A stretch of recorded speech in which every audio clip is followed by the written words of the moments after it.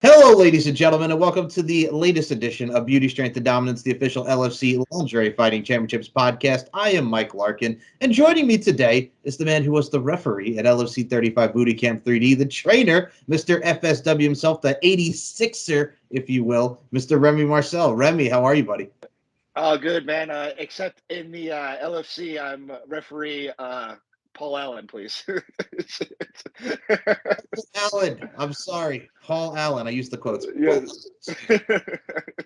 So Paul, Remy, whatever you call yourself today. No, I'm playing. But it's one of those things where I look at it from a stance too as well. First off, it was great to meet you at LFC Thank 35. you. Likewise, bro. It was that was like my very first LFC event, right? And I didn't know what to expect, man. And so obviously it was they threw you into the wolves, and I had a good time with it. Well, I mean, you also have to look at it from a stance too. It's both of our first times, myself doing the ring announcing, you doing the reffing. It's again, it's your home base. It's FSW. It's Future Stars of Wrestling. And what if I'll be honest with you, I was like, and I'll say this right now, going into the FSW arena and seeing guys like Eli Drake, LA Knight now, and guys like Killer Cross, Karrion Cross, whatever you want to call them, just the amount of superstars that have gone on to Impact, Ring of Honor, WWE. It's amazing just to see the talents that have trained them. Yeah, for when Joe first started Future Stars of Wrestling, like we gave him a lot of heat at first because we were just like, "How are you calling it Future Stars of Wrestling? Nobody knows who the fuck we are." But given the 10 years, and now we've had like a good core crop of people kind of come through our doors, and then Eli Drake or LA Knight, and then Zoe and the Scum. They didn't start with us, but they definitely built their bricks with us. They were mainstays of our company for a lot, and really our two stars that kind of risen out of our community was Kevin and Chris Bay, right? So Kevin and Bay were definitely the superstars. I feel like that put Vegas on the map, and now, excuse me, now it's just growing into a whole crazy scene. Now you have Maserati and Cassandra Moon, and as far as the women go, and then all these upstart guys that are. I mean, you can probably put Hammerstone in there too now, because Hammerstone's on a national scale too. I don't discredit MLW at all. I think MLW is handing out contracts, so they should definitely feel the need to, be at a high level. And Hammerstone's right there too, because Hammerstone would be signed if it wasn't for MLW.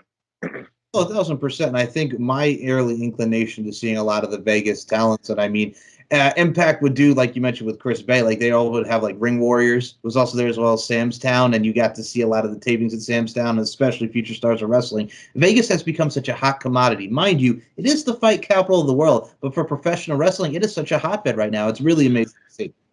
Well, it was crazy because when I started in Vegas, the athletic commission had their hand in it for, geez, I mean, all the way up until maybe mid to late 2000s. So it didn't really start to switch over until the athletic commission deemed it as being whatever, because at that time it was very expensive to run a show. So people were just running schools, so to speak, and then these like shows that was kind of like they wouldn't be able to charge you, right?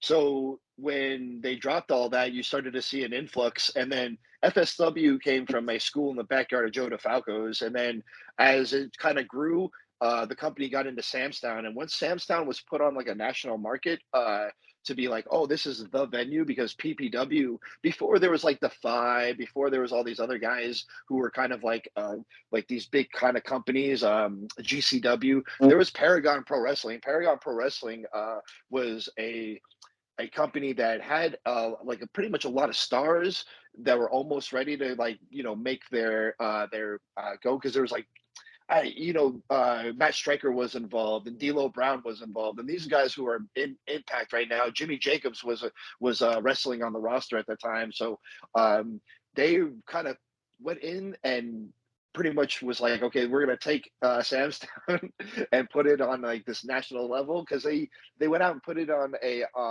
I believe it was called geez, uh, I I don't remember what TNA ended up picking up. I forgot what the name of it. But the Wrestling Channel, they just bought a time slot, and then everybody saw that time slot. And before you knew it, ROH was running Sam's Town, Impact was running Sam's Town.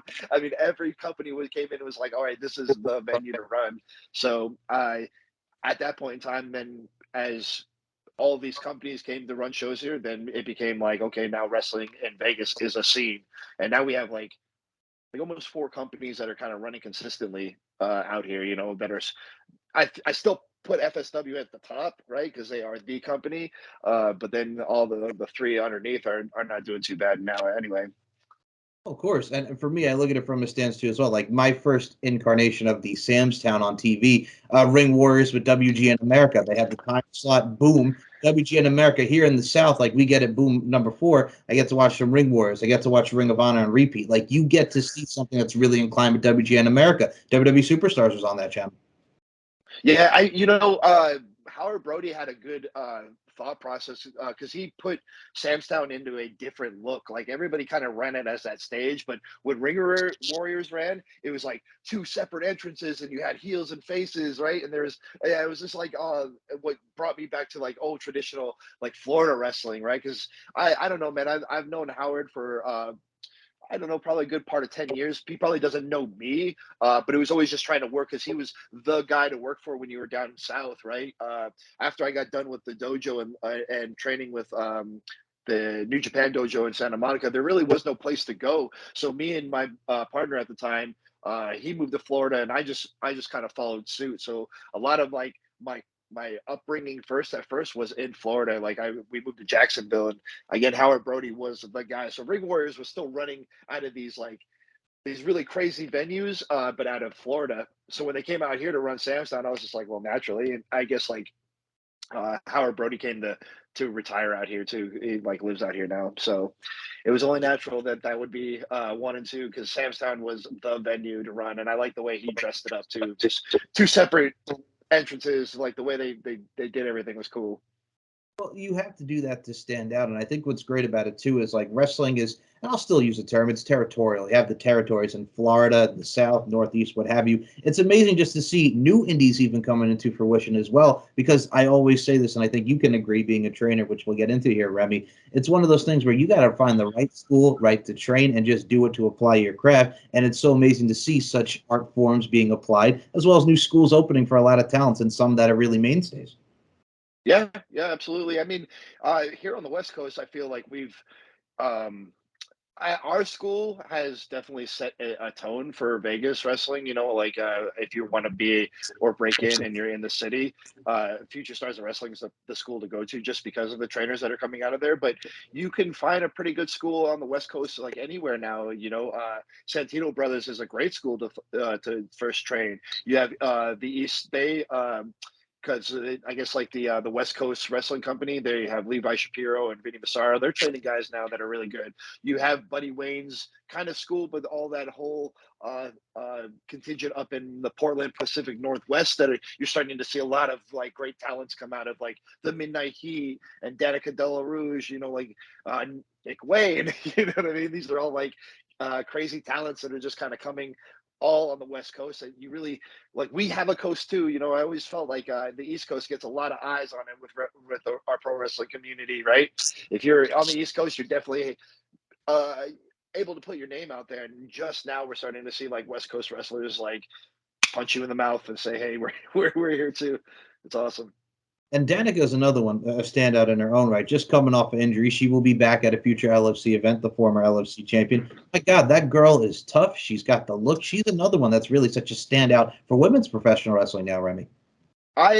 You know, man, it's big when you do reinvention, right? And you know, injury plays a part. I mean, obviously, getting over injury body wise is tough, but it plays just a part on your mind too, because you don't have the thing you love and how you create, and then you know, mentally, you want to come back and be better than you were, and then you have to reinvent yourself. And wow, she reinvented herself. You know, that whole scene at Defy was crazy, and her promo's been great. Her look is awesome, and she'll be a force to be reckoned with too. But I like a lot of the girls that are in the LFC that have a lot of potential in both LFC stuff and with pro wrestling. You know, like to me, I think like the last contingent of girls that we had for the boot camp. Um, there was a lot of standouts. You could both Bellas, both the Madison and Rockefeller, had crazy charisma, right? And you could give them like maybe a year under like some real training, and they could probably transition into being pro wrestling, no problem. But like Sheena, you could put her in pro wrestling tomorrow, and she would kill. You know what I'm saying? She's that good. Dude, I'm gonna say this right now. She had me in a headlock after the show. Dude, she's very playful, but god dang, man, I had to find a place to tap, so I just tapped right on her. Dude, that woman is a specimen, but she's such a sweetheart at the same time, dude. I feel like if she like I mean obviously a lot of them don't need to be told anything of what their career could be, you know what I'm saying, but like they have a lot of potential to go places, and she has a specific look that's crazy, that's probably not been seen since I just watched the China documentary. I know we were talking about documentaries earlier, right?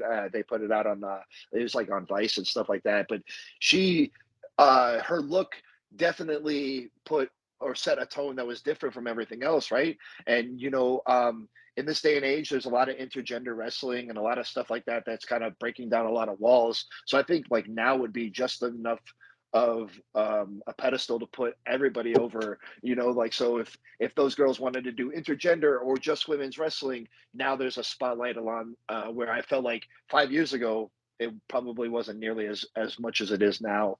So they all have like a pretty bright future if they want to stick with whatever they end up doing. And LFC was just a nice little platform to kind of show, hey, these girls can, actually go a little bit, because she does have like a legit background. A lot of them do.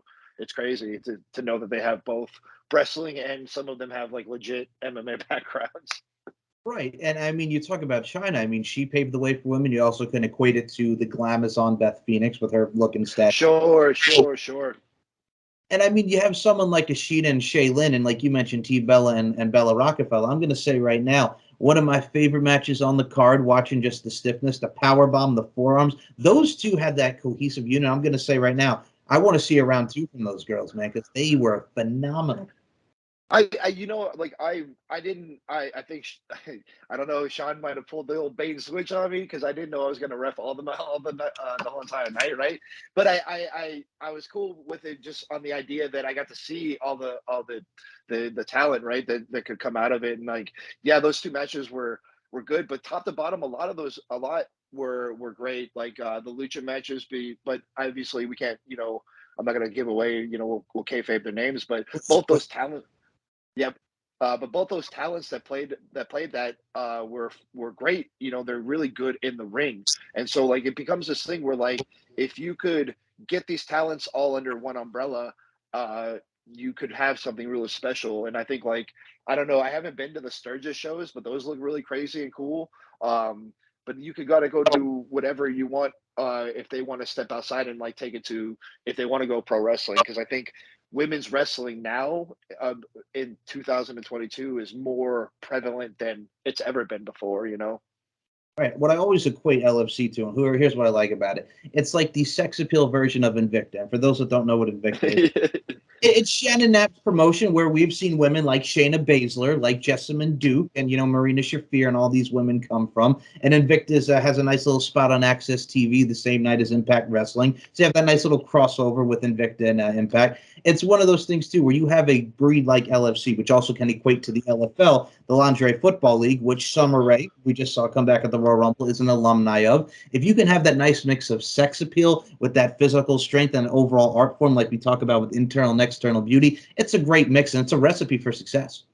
Yeah, I agree. Again, you have these subgenres of everything, right? There's always going to be these subgenres of what we do as far as entertainment goes, but it doesn't take away from majority of them are legitimate talents, and a lot of them, for me, uh, going out there and kind of being their coach, there's only so much I can. I don't have an MMA background. The only MMA that I have is I from a New Japan.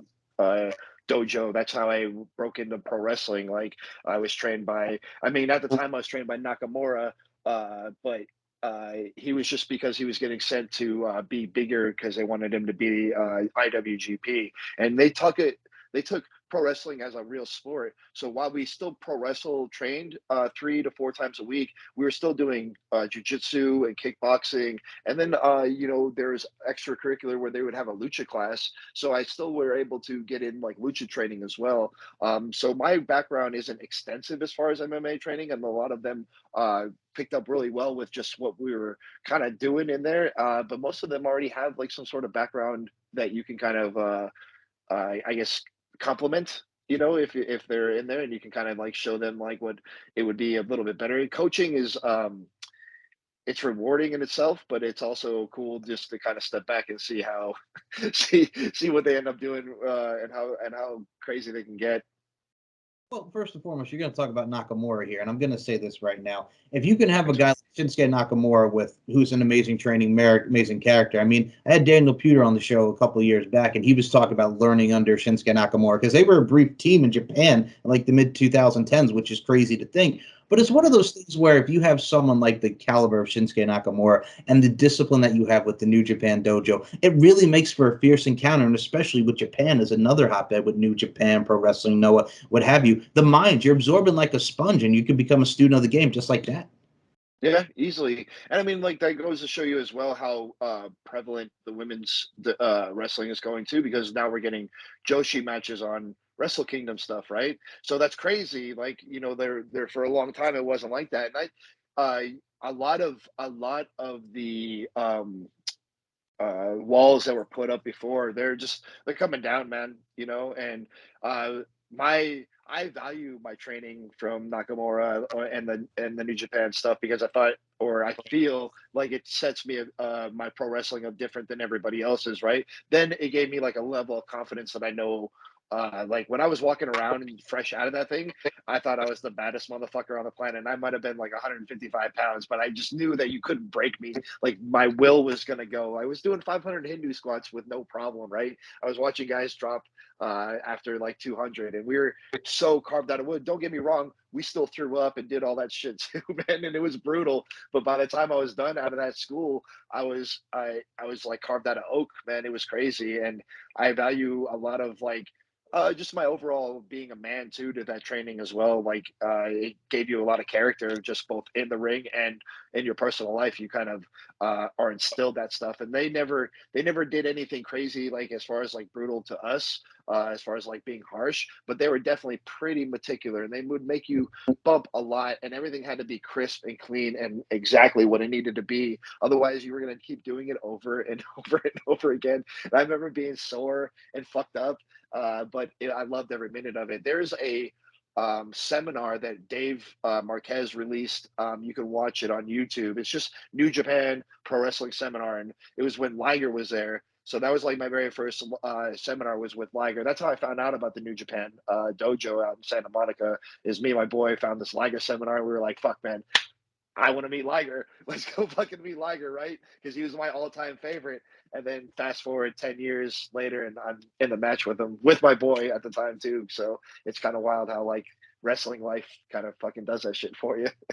Right. And first of all, feeling all badass with your 155-pound self, a little Spike Dudley of New Japan, if you will. You could be the runt of the litter, Mr. Remy. But no, I tease, I'm a kid. But it's one of those things where, like you said, you're working with guys like Jushin Thunder Liger, who's amazing. I mean, who doesn't want, if you're a professional wrestling fan and you like Japan, you like WCW, and hell, his match with Tyler Breeze at TakeOver was amazing. He's a guy to learn from. Again, we talk about absorbing like a sponge, but Liger was that guy. From TNA to Ring of Honor, Liger was that guy that was synonymous with Japanese wrestling. Of course, Inoki, that's another one that a lot of people go to for Japanese wrestling. Yeah, bro, you say amazing, but I'm no fucking joke, bro. The dude is magical, bro. I, when I was when we did the seminar, it was like very like we were very polite and didn't do nothing. But when we got to work with him like 10 years later, it was wild. I told my boy, my partner in the match, I was like, bro, if this dude fucks me up, I don't care. Like I'm gonna let this dude slam me in the face, bro. I do not care if this shit happens. And sure enough, man, we went in there and he was amazing, bro. Like I can't even describe to you in the words like how I felt afterwards. It was crazy. I could have walked away from pro wrestling that night and been like, cool, everything's good, because as a 19-year-old kid sitting on a couch being like, that's Liger's my favorite Japanese wrestler of all time. This is great, to then have a match with him. And he's an old man, you know what I mean? He trusted me to go out there and kick him in the face and do all that shit. I could have walked away from the business and been cool with it, you know. It's cool when you can meet, or you wrestle your heroes, you know, and they're really good people and they turn out to be fucking exactly what you want them to be. Sometimes in this business it's not like that, but in this particular instance, bro, Liger's magical, man. Shinsuke too. Shinsuke's dope too, bro. 1000%, dude. And I think what's great about it too is, now I have to segue to this because it's great, because we talk about being in the ring. And being in the ring with you, I got to say, throughout the whole LFC event, and I mentioned this in the last episode, Veronica Valentine. Here's what's funny about it, because Mr. Paul Allen. That match was crazy though, bro. Her match was wild. No, well, we're going to talk about this because it's hilarious. Because you and I actually have the opposite side of the spectrum, if you will. So here's what happened with Mr. Paul Allen over here. The fact she got your grill, man. She pointed that finger. She got your grill, and you got in between Bella and Veronica. Which, again, crazy match for those who want to check it out. Please do. But goddamn, you had some booty up in there. You had to get in between some ladies. I going into that night, I knew I wanted to treat it with like real, like I wanted to be a real referee. I thought for what I was going to go into, I thought if I could get some footage of me just refereeing for real, like I was okay with doing that, because I want to learn all aspects of the business. Like I with FSW, I get to be a performer and a talent, but I also get to write and be a backstage producer and do all that stuff too. But I've never really kind of dabbled into being a referee of any sort. And I always thought that would be cool too. And if the WWE came calling and was like, "Hey man, you're too small to be a referee, and you're too damn old, or too old to be a talent. Would you be a referee? You're small enough to be one." And I'd be like, "Sure, man. Let me try my hand at it." Because I, at this point right now in my life, I've been around the pro wrestling business for so long that I kind of want to just finish it out with, this is what I went to school for the last 20 years, was pro wrestling. So whatever it lands me, I'm gonna try to end up doing it that way. So when the opportunity came to coach, I was like all over it. But when it was like refereeing, I was like, yeah, I'm gonna take it serious. And they gave me a run for my money, bro. I was not expecting either one of them to be as feisty and as crazy. And even Sheena, she was kind of like nuts. Like I thought she was gonna hit me for real, like because she's crazy. Like they just get lost in the sauce out there. But yeah, yeah, it was wild. Well, I'm going to say, first and foremost, you were not a dummy. Yeah, because you did your thing. You did your thing as a ref. And here's why I like your mindset. Like, what a lot of people think about it is, for me, being a ring announcer, you being a ref, they're the important parts of the show. It's the representation of the presentation, if you will. There's a coined term for you, but a representation of the presentation that showcases the important parts of the show. And I mean, we have to bring that energy and bring that fire. Also create some moments and memories for the fans in attendance at the FSW arena. But here's where the opposite side of the spectrum came, man. Because, dude, I was all dolled out in that suit, looking like a mobster, looking fly, no lie. And I'm going to say this, I felt good going into LFC 35. Bro, Volcana, we're going to talk about this. Dude, you saw that. You were right next to me. Dude, she was hitting on me. She was looking at me. She was. Yeah. We're gonna talk about this. We're not. It's not like we're not gonna talk about this. Dude, you saw that. She was checking me out, bro. I listen, man. I mean, you were dressed to the nines, bro. Like everybody in that arena that night had some sort of energy that night, bro. Everybody was waving it around, and then while you were, while Volcano was definitely checking out you, bro. I had my hands full with the ladies in the matches, my friend. So listen, I can sympathize and empathize with you. Well, I got to say, first and foremost, you did an amazing job as a referee. I mean, like, for real. Likewise, bro. Thank you, bro. Thank you. But you're welcome. No, and it's one of those things too. Like, again, if you go on Getty Images and you go see the amazing Richard Enber, who is the amazing photographer, lay regard, and what we got to see, you will see a lot of great photos. And I put that in one of the things. Dude, you're breaking up Bella and Veronica. You got that smile on your face. It says 1,000 words, man. It was that smile, Remy. Listen, man, it was organic. The only thing I could do is be authentic in that moment. That moment was authentically. I was embarrassed for myself for the things that were happening. Not like embarrassed as in like but I'm a nice dude, man. And they were throwing the assets around like as if it was okay, and I was like, oh man, what did I get myself into? Well, I got to look at it from a stance too. That's the great part of LFC. You're going to get a lot of assets, pun intended, when it comes to the product. But no, I got to say, for folks who've never been to an LFC event, and the next one is going to be Friday, May 13th at the FSW Arena, come on down because you are in for a spectacle. You're in for a treat. And what's great about the booty camp events is we get to see a lot of, yes, familiar faces who are now veterans, but we get to see some new faces too as well. So, I mean, it's a treat, man. It's a treat. I can't put it over as much as I can, not just because I do this show, but god dang, man, it's a fun product for everyone. Yeah, I mean the show itself had a lot of good energy. I think like when you get a lot of those talents in there, and I'm just going off of the girls because I got to spend the week with them. A lot of them were motivated to make it like the best thing that people had ever seen before, and I think like when those kind of elements kind of get mixed up in, I feel like it can combust into something really special. You know, like if the girls are going to put in a lot of the effort to want to make this the best thing that they've ever seen, and then you have a company that's willing to put forth an effort to showcase them and platform them as such, you know, there's a I guess what I really want to say is there's a potential to it to being like really good. And that night, I know it was like for at least for me, I think it was like FSW's first time like renting out the arena for it. Everybody was pretty happy with the arena, how it looked on camera, because the arena is really nice looking for it being like a studio setting. The draw was really good. The crowd was lively. So I mean, you couldn't really ask for very much then. And then all the talents came crazy. I mean, every entrance was bananas, and all of the outfits were crazy. Like I didn't think they were going to get that nuts, and it was a Halloween show, so this one I can't really wait to see what they're going to put in for. Like, we're heading into this is going to be a show heading into Memorial Day. You know, like that following week's going to be Memorial Day into AEW weekend, so it's going to be a wild weekend to say the least. That whole 2 weeks, bro. That's the thing. If you get some LFC and you get some AEW in the same week, that's a great time for everybody to come see some, combative arts and combative natures, man. And also, I will say this: that you want to talk about entrances. I'm gonna say this right now. The first time for me seeing a dominatrix style entrance with Bella Rockefeller live, I'm gonna say that now. I was not expecting the leash. Okay, here's the thing: I saw that guy, and I saw earlier. I did not know he was a part of the entrance. I was like, okay, maybe it's a friend just watching. I had no idea he was a part of the entrance. So I looked over like, I saw that guy from earlier. But yeah, no, it was great to see it. It made for the entrance, man. It reminded me of, and I'll make a pop culture reference here, Remy. Do you remember Madonna's Human Nature video from back in Oh the? yeah, oh yeah, oh yeah. That's what it reminded me of. All you need is some leather. You know what I'm saying? The lace, a little whip. Hey.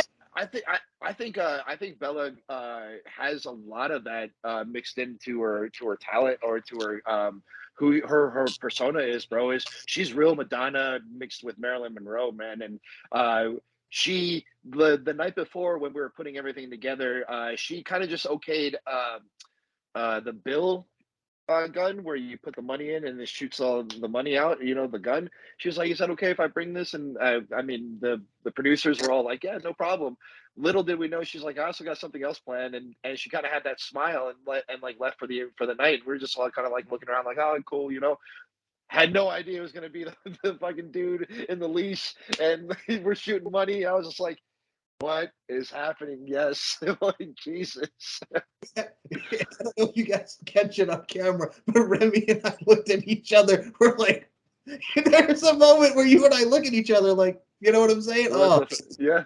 dude. And they and bro, I you know like I again a lot of those girls at night I felt like brought it like I know Lauren kind of showed up late, right? Lauren the Animal Fogel Yeah. shows up like she gets the call very last minute, says yeah I'm down to do it. Another um lingerie football LFL. standout. Right. Yep. Yeah, yeah. So she gets the call late, shows up, like has a pretty decent match with the girl because they were both jacked. I mean, like that was probably my favorite part about the LFC was you got to see just about a variety of everybody or and all aspects to athleticism, right? There's girls who were really jacked who had MMA backgrounds. There was also girls who were pro wrestling, and then you had these other ones who were just like into fitness. Like Shay's like I think a fitness like she or a fitness dancer who had this like high fly kind of acrobatic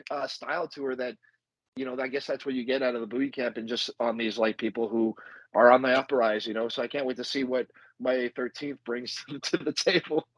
Right, and I mean her opponent, Lauren's opponent, MJ the Dominator, Domino. She was relatively new too, and again another last minute, but she's another one that has a specimen. I'm going to say right now, such potential, such potential. Yeah, yeah, both those girls brought it, and like I know it was last minute. I do recall it being they got the call last minute. So to step up on a last minute fight and then to bring it like that, listen, man, I don't know how much more you can get out of that. Like you can't ask for too much more. And like those opportunities are going to be golden for the LFC because it's going to give them a potential of having something that's organically a good feel because all those fights top to bottom were awesome.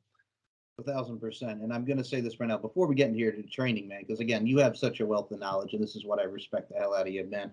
But dude, you mentioned Sturgis earlier. Here's what I love about it. So the last time that LFC did the FSW arena was LFC 31, which was main evented by Selena De La Renta and Katie Forbes, and we got to see Vita Von Star, who did some work in Ring of Honor, on the show as well. But goddamn, man, you mentioned Sturgis. Being a professional wrestling fan, I always go back to Eric Bischoff and Jay Leno and Hulk Hogan and DDP and all that stuff from Sturgis because WCW did a lot of Road Wild and Hog Wild there. Jay Leno, Yep. armbar on Hulk Hogan. So that's where mine went to as a wrestling fan. But Sturgis, oof, you had such a weekend. I think Jericho was there that weekend with Fozzy. It's a party, man. That's what it is. It's one big party and 3 nights of Sturgis, man. I hope to see more of those in the future. Yeah, like you have to kind of give it up to the LFC for just trying new things and going out and putting the product into a place where it can do well, and Sturgis is one big party, you know what I mean, and it's a lot of loose regulations. So at the time that they did the last one, I believe we were in the middle of the pandemic, and South Dakota doesn't really have a whole lot of pandemic stuff going on out there. Where there were regulations, so we actually got to see a little bit of the entertainment that we were all kind of used to, whether you ordered it at home or saw it via platform, social media. But at the end of the day, even if you wanted to get up and go, you could have done that, and that's kind of cool. Especially given the time that we're in now, where we're kind of out of that whole scene and we're kind of moving forward with uh, the next stuff. And if they can go back this year to Surges or whenever it ends up going on again, I'm just excited to see what the LFC has in store for different areas of the world. Like I know an England or a European tour is always on the table. I know they want to go and do all these other things around the country, so it's cool to see these the platforms that they can kind of get into, and if we can bring the crowd, because every time that there's a lively crowd, at least when we were at the arena the other night, when it was a pretty lively crowd and we were into it, you can't really beat live entertainment. I like that aspect to the LFC because it's great watching it through social media or through some sort of platform, a streaming system, but to really get out there live to feel it. And Sturgis might have been like one of the craziest times to go out there and really feel it. Right? That's crazy energy, man. Exactly. And I will say this, and I'll have to send you this because before we came on air, we were talking about documentaries, but I got to send you the audio. I always say when it comes to pro wrestling or LFC, if Jim Cornette takes a slag at you, you know you made it because Jim Cornette took Yeah, a. you know you do. You know, You know you and the funny part about it, like it got like rumped and all together, like ruffled together because he was complaining about Jericho and Fozzy doing it during COVID, and then LFC was around that same time. So it's funny. I'll have to send you the audio. Link will be in the description. please. For Jim Cornette just absolutely having a coronary over LFC. It's hilarious. But I no, love that. well, then again, Jim Cornette is a coronary about anything. So, I mean, hey, but no, I digress. I think what's great about it, too, is as well from the training side of things, dude, you've trained a lot of these amazing talents. Same with Leon. Shout out to Leon. And it's one of those things, too, as well. FSW, LFC, you have that wealth of knowledge and you have that eye to train and just make sure everything runs safe and spectacular for everything that goes into the belts. For you, how amazing that to you just to be the training side of things? Because, again, you get to really share your knowledge with the wrestling business and with the talents.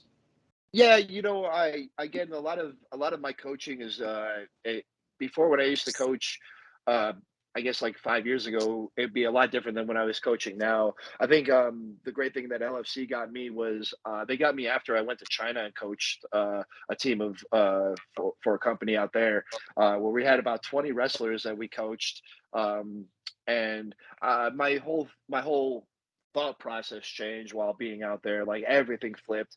And this is probably a good reason as to why Leon's such a good coach is you become patient. And Leon's always had a good patience with trainees, whether it's kids, women, or men. You know, like he's always been really patient and one of those guys who can kind of teach you the basics. I was always a person who polish you up. Joe stuck me in positions to coach like advanced people or to bring in the talents that were just needed a little bit more touching up. So I would be more of a producer, so to speak, when it came to FSW. When it was the LFC, all I got to do was intermingle what I thought would be cool for these girls to do, but really, they kind of knew what they wanted to do heading into it. You know, they all had their specific styles of how they wanted to come off, and then it was just kind of getting into making those things work for video or I guess for the storytelling, if they were going to try to tell a specific thing in that sense, you know, because I know uh, the Bellas, both Madison and Rockefeller, had like a little bit of a heat between them because they had been going back and forth on social media a little bit, so they had some specific things that they kind of wanted to come across in that match, in that fight that was trying to get that story across. And I think like when you get into two girls who are trying to take it to that next level, right? Who are trying to raise the bar and get a lot of eyes and get a lot of just attention on it. That type of energy should be rewarded. And it was, man, they had a really stellar fight match, whatever you want to call it. It was one of the better ones of the evening. And again, like go top to bottom, a lot of them were really good, you know. So uh it just happened to be one of the ones that stood out. And you can tell why, because they put a lot of energy into it. I gotta say, first and foremost, there's a lot of entertaining spots in the. There's a lot of chasing. There's stuff that goes into. But I think with you, I yeah. I was gonna say, I think a lot of it was improvised, bro. I think a lot of it just kind of came off the cuff because Hey, they went crazy. They went nuts. you have to do that at time, and you have to learn how to like ad lib and improv. That's 101, but it's good. And that's the thing too. It's old school in a way. If you can call something on the fly or do that, that's the sign of a true pro right there. You know. That they had really good chemistry between the two, you know, like I know that you know, they whatever they wanted to do as far as the social media back and forth, but when we got into training, you can see when they were sparring with each other, you could see a level of chemistry between the two. Like it almost made you intrigued. They drew you in just by little stuff that they would do in counterbalance to each other. Like they became less of an action movement and more of a reaction, which is a lot of what our business is, right? It's not really action, it's reaction. And it was cool just to kind of work and try. Like what I try to do is when I saw stuff like that, I try to highlight that, or let's focus in, or try to make it at least a little bit of a focal point that we can kind of convey that to an audience, because that's what I thought the magic was between the two. They had something about them. It was cool. 1000%. And dude, it's one of those things too as well. Like you see those two having that reaction, which is great. But I got to say, with you as well, I'm gonna talk about this, Mister 86. There, I love your character, and I do. No, Thanks. dude, the presentation from the hat and everything that you wear and the intensity in this. There, we talk about the reaction. That's telling a story, just really with your character as well. And when I see your vignettes and your promos, and you're like walking around Vegas, I have that image of Edge walking through the subway. You think you know me? Well, we think we know Remy. You know what I'm saying? We get into your Oh, I mind. love that. Right? That's a great analogy. Like the vignettes, I'm like, it's something to have that gravitational pull, so to speak. Like, Yeah. dude, I'm hooked with you. So that's good. And I love it. I have to say, I have to put over those promos, man, because it's good stuff. Thanks, bro. I mean, a lot of that's a brainchild of myself, but you know, I wouldn't be anywhere without our production team. Like, we have a dude. His name's Mikey. He goes by Too Sweet Delete Productions, Manic Productions, and he does a lot of our video packages, man. So when we go into these things, like I have an idea, but having those guys, our production team, from Joey DeFalco, which is Joe's son. Uh, we call him Spider. He goes by Spider Warrior back in the day. He used to be a pro wrestler, but his name's Thomas Dan Antonio and Mikey. They all have their hands really deep into our production. So a lot of the things that you see from FSW or what we're doing out there now is a lot of us, but it also has a lot to do with them too, as far as video packaging. Um, Plus, I think like what ended up happening for our scene is, and I credit this 100% to Kevin Cross, but Kevin kind of flipped our scene on its head, so to speak, pun intended. He showed what it was like to be theatrical, what it was like to give dimension into characters, and he made you think. And when he would, whenever we would go into, because he used to have a class, but his class was never like a pro wrestling class. It was very um, thespian. So you would go in and cut promos, and you would go in and work on a walk, like a walk, how you would walk or how you would hold yourself. There was really, really cool aspects to how he trained and taught. And I think like I use a lot of that into my coaching today, especially with the girls as well. But I think that's had a lot to do with it, where you start to think, just like you said, how do we get the audience to capture, to get them to be within us? And the 86er character was a brainchild of, I didn't know what I was going to do after the Afro guy, like I was in a tag team, I was in a very successful tag team, and my partner was like, all right, I'm done. I'm going to, done with the business. I'm going to go off and do things.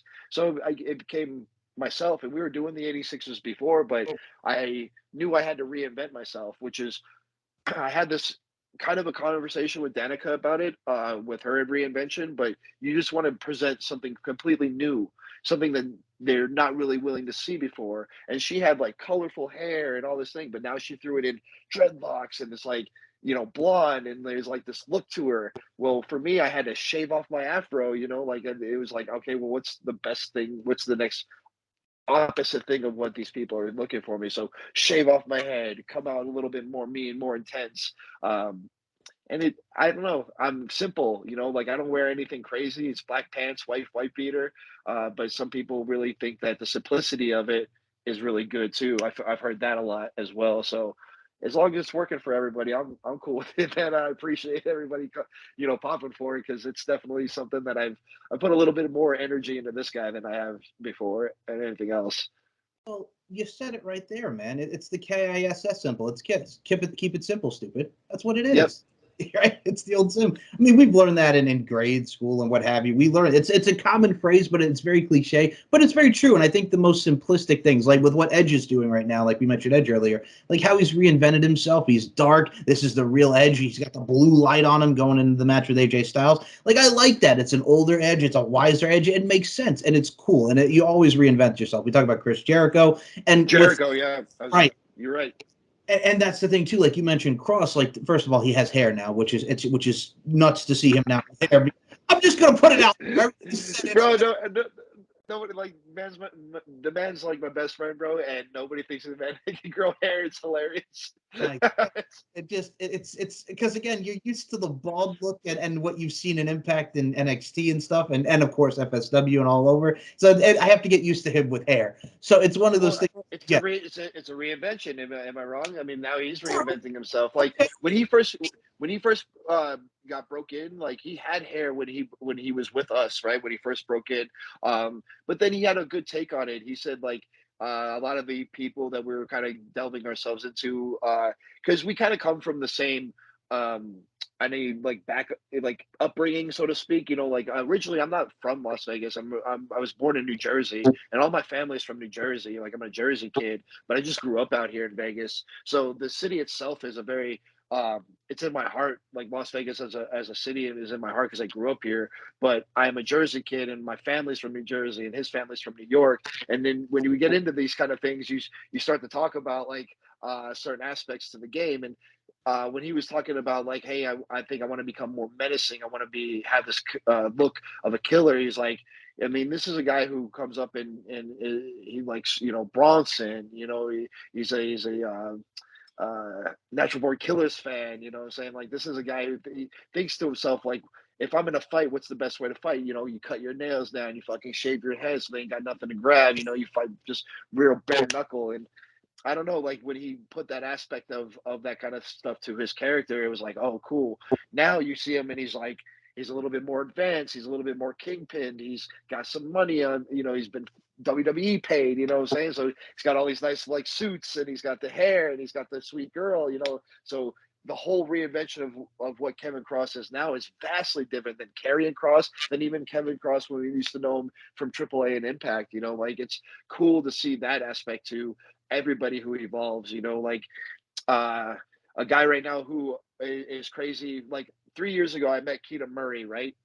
He's getting a lot of like notoriety, but he was in a tag team and he really wasn't nearly what he is now. And like now he's like the key to pro wrestling, and he's on the market right now. But really, what it was his entire look. He got into, not that he was in bad shape before, but super defined shape, and he got like a coat, like a captain's coat, and it's really fucking sweet, man. And you start to see these evolutions of everybody, local and people you've been on the wrestling scene with. And I think reinvention is really important when you're talking about longevity. You know what I'm saying? Everybody that's in the game for a real long time, like LL Cool J, they all reinvent themselves.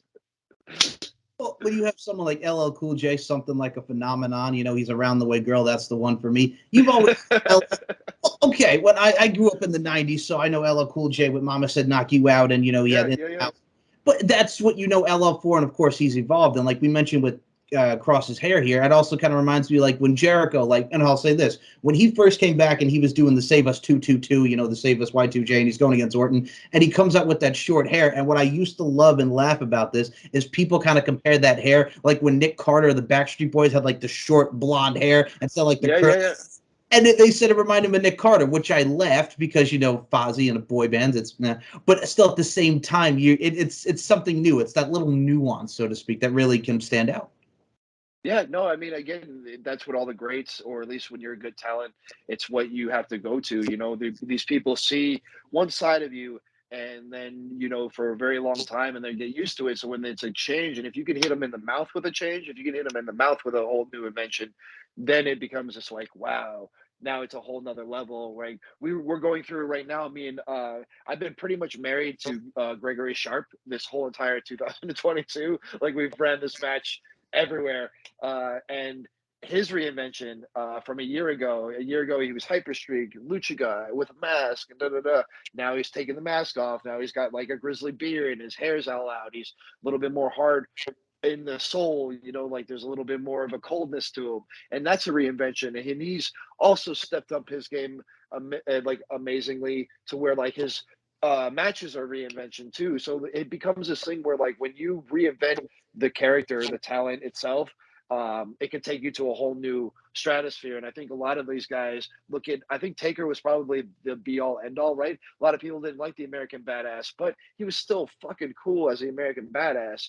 And then when he was the Dark Lord versus the just the Dead Man guy, like there's a lot of reinventions with little nuances of the same person in there. And I think like that's what makes you a performer for, not 3 years, but 20 years later. I can't wait to see how these guys end up doing it who are now on fire right now.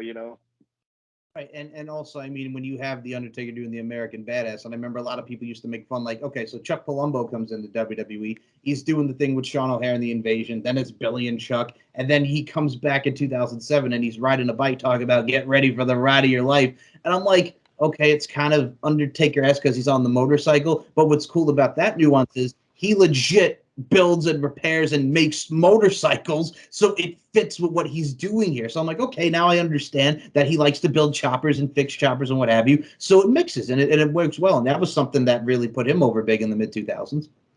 Yeah, Just, again, you'll never know why it doesn't stick though, right? Like we'll never know why these things don't.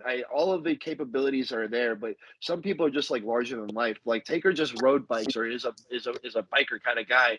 But the thing is he's a larger than life personality. Like even there's just certain people you can just kind of be around, and they're, no matter what they end up doing is probably pretty great.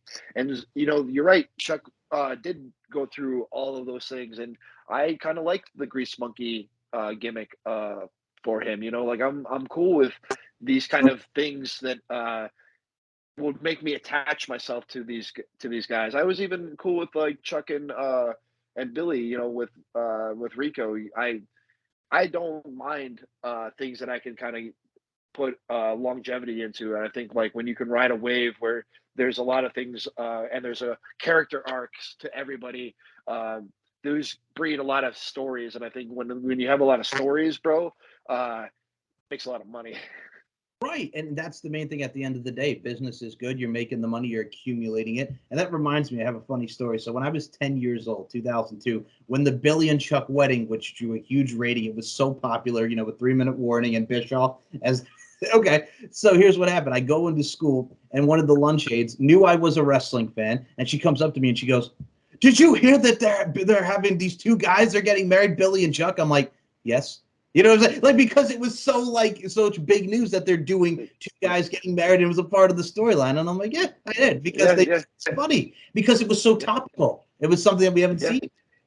Well, for them, it was crazy. But for wrestling fans like you and I, we were just like, yeah, yeah, it's cool. Like, I mean, like, it wasn't such a crazy thing, like, where people, I think, blew it up more than what it was for us, like, and it's funny too because you're 10 years old in 2002, and that's kinda when I started wrestling. It's Sorry for making you feel old. No, it's cool, man, I mean, it's just when I broke in, it's crazy because, like, again, in that era, um, wrestling business was drastically different. Just was, it was just a drastically different business. And now we're 2022. We're 20 years later into that scene right now, and look at how great everything is now. Like I I never really watched an Effie match before, right? I've never really watched one, and I sat and I watched the GCW with his entrance, and I think he worked uh, uh, Jeff Jarrett, right, for Yes. the evening. Yeah, and man, it was cool. It was so I don't know, man. It was just so cool to have what seemingly is two completely different eras of pro wrestling, and one guy and even in Jarrett, it's a reinvention because he's all in black and he's doing all that stuff, right? And then you have this guy who's larger than life when it comes to this fan following, and it's cult like, and his entrance is amazing, and there's a um, cinematic feel to his aura of him. Effie's pretty magical, bro. And I don't know if Effie's getting over in 2002, but Effie's definitely getting over in 2022 for sure, bro. And I think like that's the beauty part about our business is it's evolved so much to where like things that weren't really or that were taboo get played now and it's boom, it explodes. And I think that's cool about everything, culture, uh, society, and especially our business.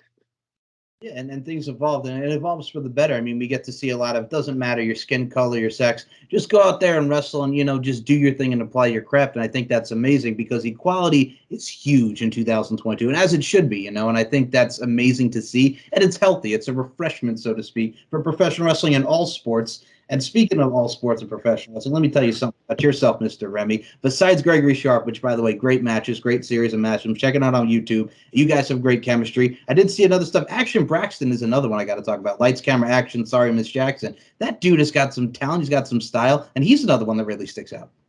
It's all four of those guys in their own way, right? And like Braxton, I remember when he came back because he's done like movies and he's done like television before, so he has a little bit of a background in the entertainment business. But he came back and he was just like, I'm devoting myself to pro wrestling, and like he starts this faction, and this faction kind of starts up with just being like little and small, but now they've all four have I've pretty much grown it into a whole new thing for them. And now I don't know if you watch any of their web series, but it's really entertaining.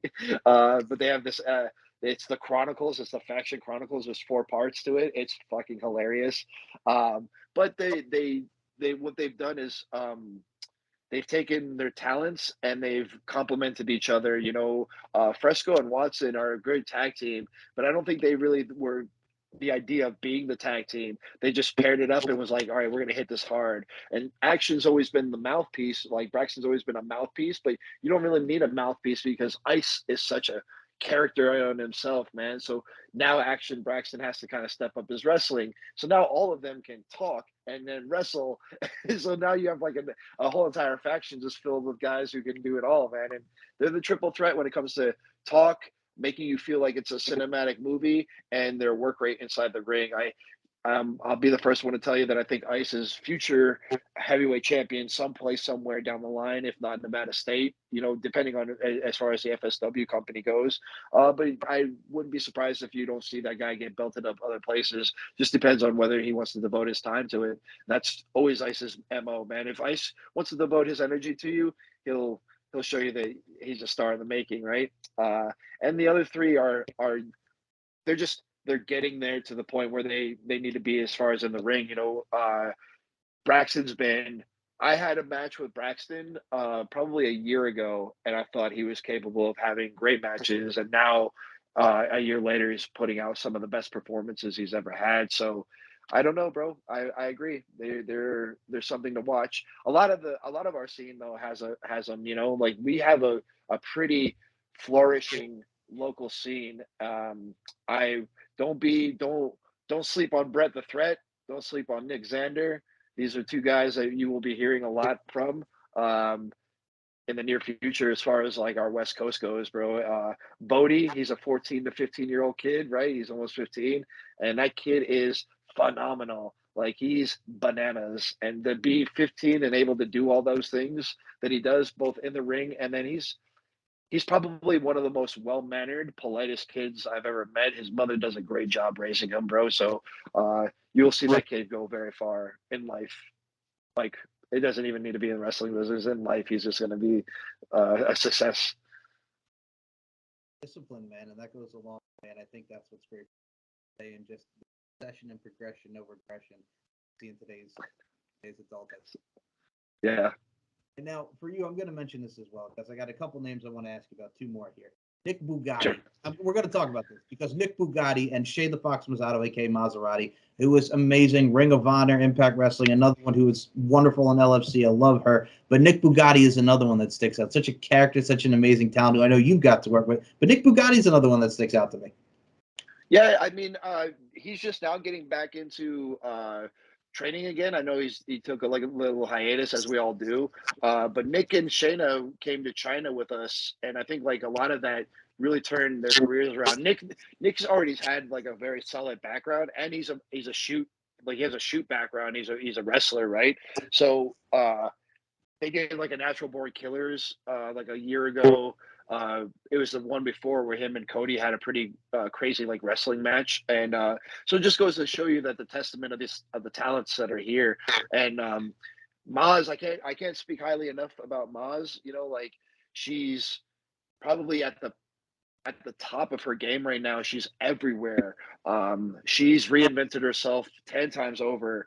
And like, for a long time they were always like the couple. And now, I feel like both of them can kind of stand on their own. And Shanna can go off and be a women's whatever champion or head of the division, whatever Shanna wants to do. I think it's the world's her oyster at this point. It just depends on where she's going to land.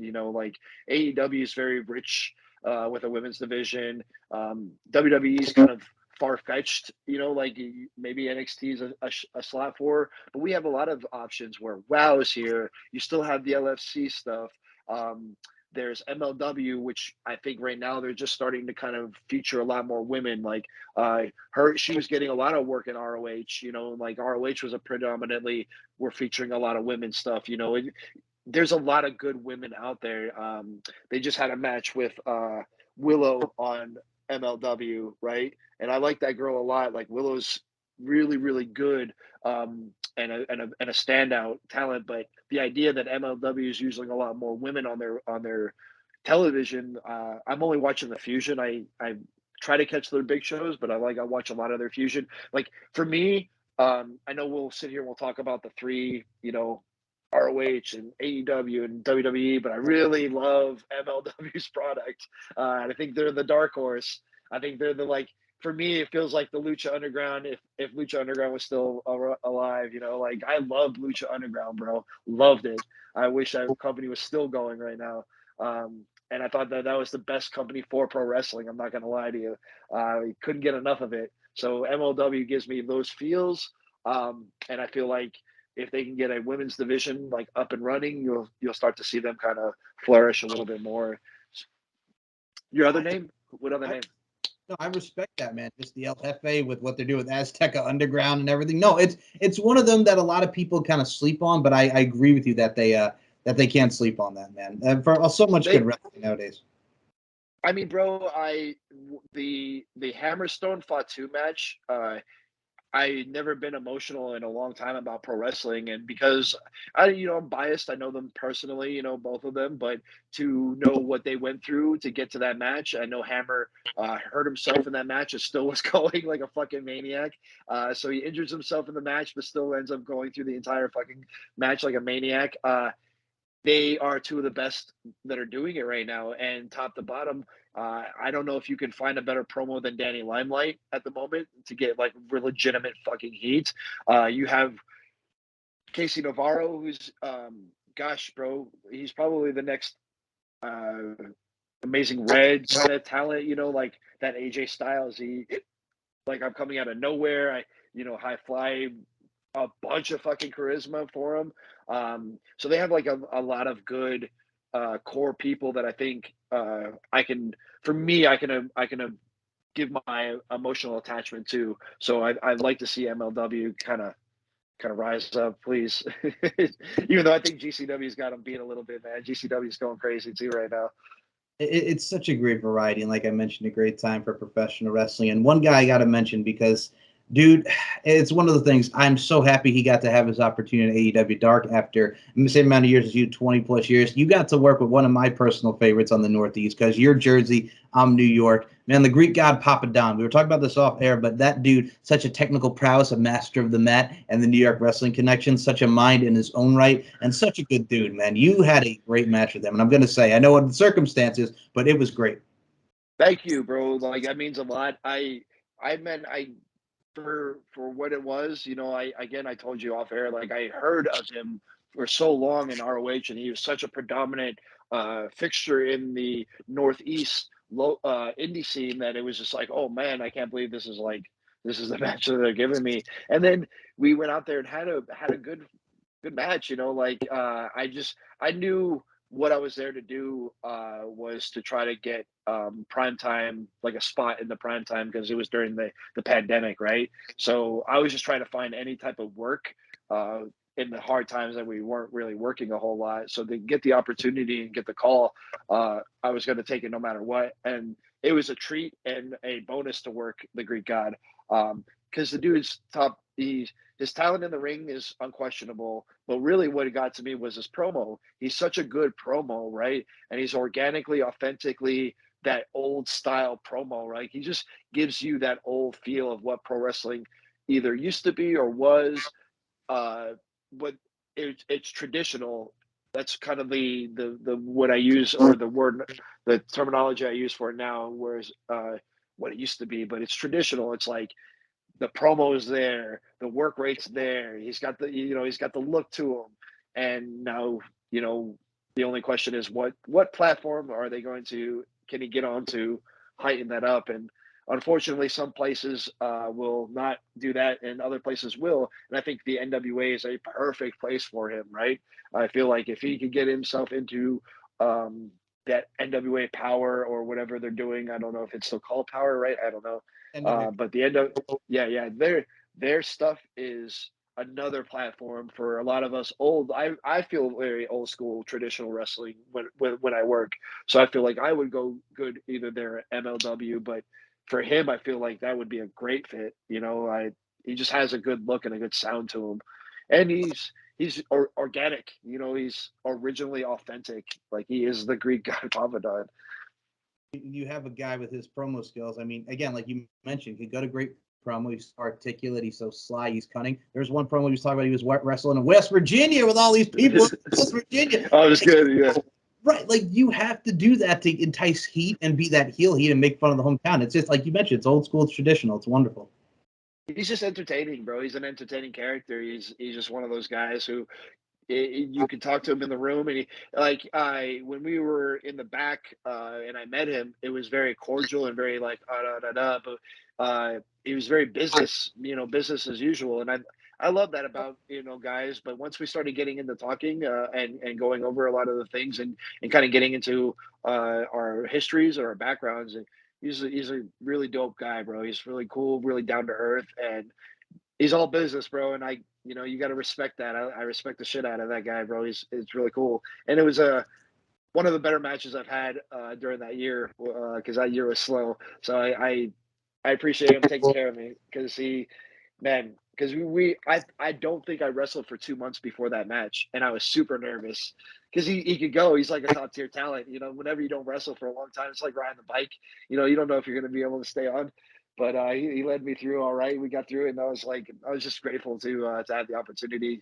Marquez has a really good product when it comes to television, and I think a lot of guys should take that advantage. And he starts with uh, working with Rob Black, for fucking XPW, and now Dave's gotten started this wrestling network, so to speak, and it's a brilliant thing. The NWA has a good look to it. I know it doesn't really work for them, but that Power was one of the better TV shows going, and I think still to this day, it should be held as like a place to go to if you want to start to get seen. It's why like the Rebellion, like those guys are fucking dope.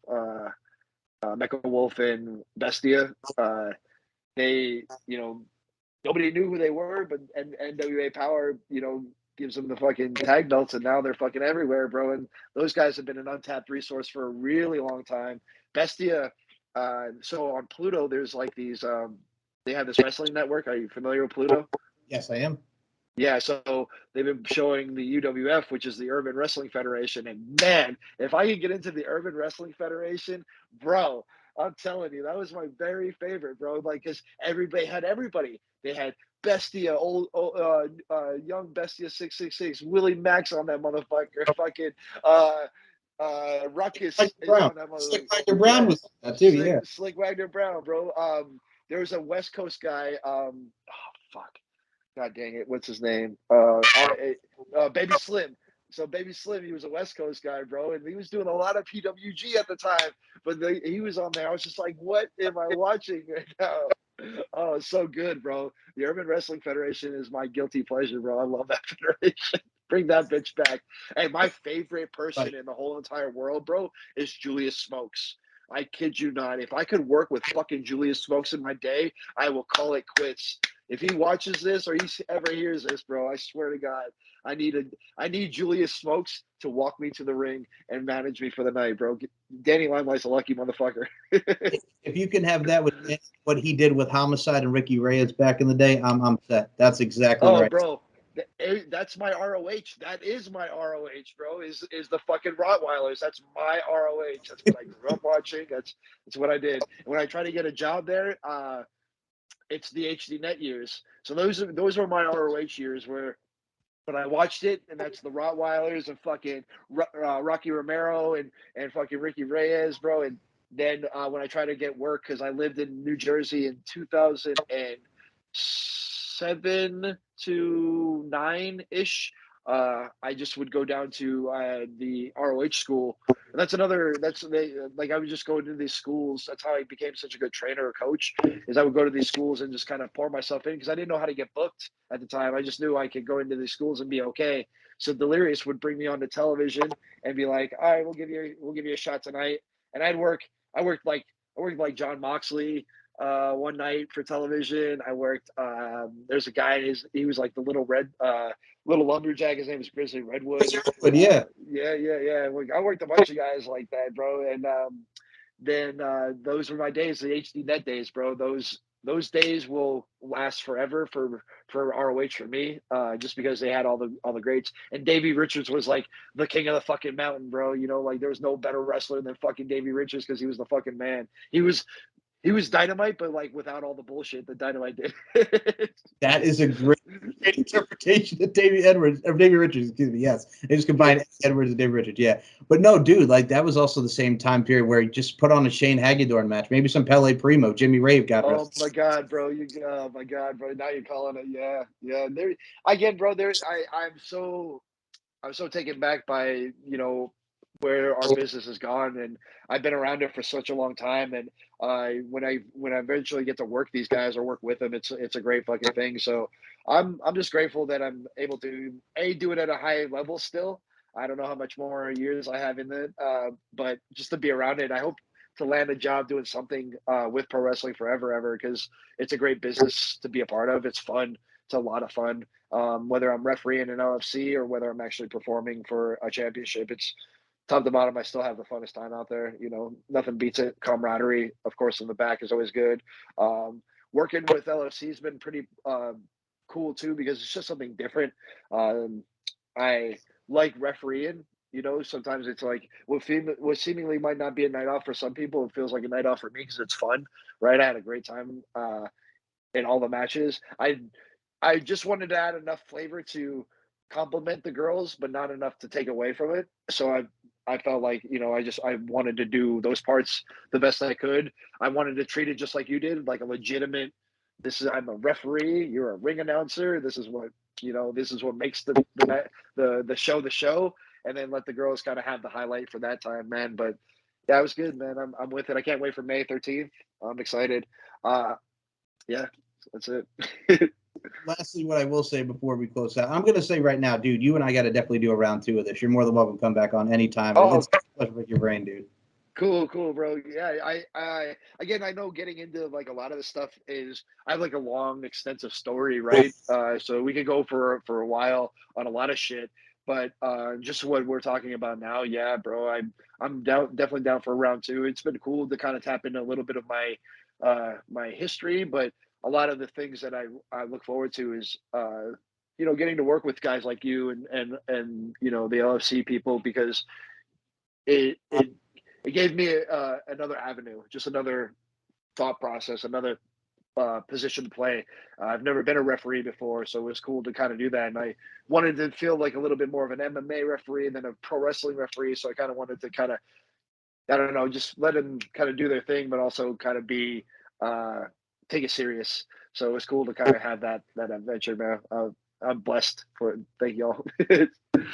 And I will say this. I mean, we talked about it earlier, but I also want to say as we end this here, man, thank you, because you really helped me as well as we were in the ring there. So I got to thank you once again for that, because you were great. Oh, bro, it was wild, bro. But yeah, like I don't know, like when you don't really get a whole lot of direction prior to it's kind of hard, because I think you were told one thing, I really wasn't told the other thing, and we just kind of had this like, all right, man, let's just kind of go out there and wing it. And those faces happened a lot, and for what it was, I was cool with it, man. I was like, oh, this is it.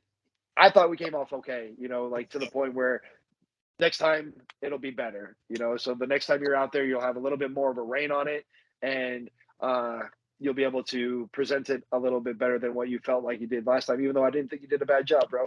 You kind of we were definitely thrown to the wolves that night. Well, that's the thing too. I think anything in life, and as I always say, with each and every day, you learn something new, and you continue to progress, and I think that's wonderful. And I think you did a great job. The whole presentation came off great. So check out LFC 35 Booty Camp in 3D, Beauty in 3 dimensions, and Mr. Remy Marcel, Paul Allen, whatever you want to call yourself, that guy. Would you please promote your Facebook, Twitter, Instagram, where everybody can find you on all forms of social media? Please go right ahead. Yeah, every form of social media is at 86er Remy Marcel. I mean, that's top to bottom, no matter where it's at. So I have Facebook, YouTube, Instagram, which Instagram I probably use the most. Twitter is probably right behind it. I don't really get on Facebook. And right now, bro, with much of everything else, I'm kind of a post and ghost kind of person. So I'll post a picture and then get the fuck out of there for the rest of the day, right? So that's kind of how I play my social media. Everything else, just keep watching LFC stuff. Referee Paul Allen. That's a hidden joke. There you go, Kevin. And and we'll keep it rolling, baby. First and foremost, I gotta steal that now. Post and Ghost. I love that. That is Yeah. that's great. But no, guys, check out LFC. You can check out the LFC network on Roku, where you can see this show and you can see so many great shows and the events and the LFC Exposed reality show and the reality series. It's a great time to be an LFC fan. And as I always say, beauty, strength, and dominance, the three key elements that make women the work of art that they are. And that exudes and accentuates all those LFC talents. And Mr. Remy Marcel, referee Part Allen, thank you so much for your time. Thank you guys. Have a good night. Take it easy, Mike. Take it easy, Talk to you bro. soon, bud.